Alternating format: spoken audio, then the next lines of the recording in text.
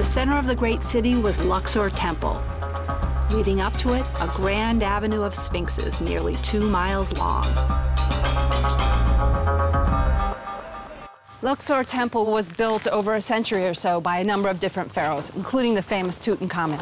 But it was completed, for the most part, by another famous pharaoh, the one who ruled over ancient Egypt's most powerful era, and that is Ramses the Great.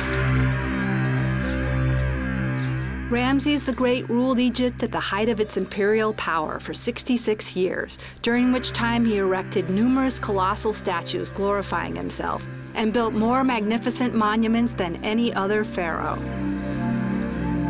It was Ramses the Great who erected the obelisk, which was originally part of a pair. The other one was over there on that base. Unfortunately, in 1832, the French took it, which is a shame for a lot of reasons, including that it wrecks some incredible symmetry. The single obelisk that remains here in Luxor stands 80 feet high and weighs around 250 tons. So that it should last for eternity, it was made from Egypt's toughest granite, quarried in Aswan. As a result, despite thousands of years of being exposed to the elements, its hieroglyphs are incredibly well preserved.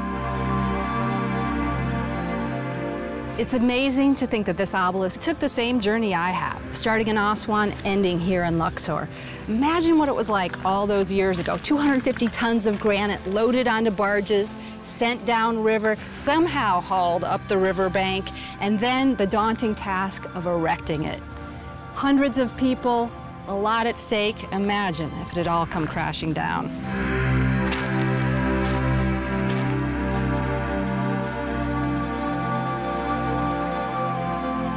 It isn't easy to visualize, but one of the main reasons Luxor's 3,500-year-old temple is so well preserved today is that, like the temple back in Esna, it was once almost totally buried beneath a large hill of silt, sand, and rubble accumulated over the centuries.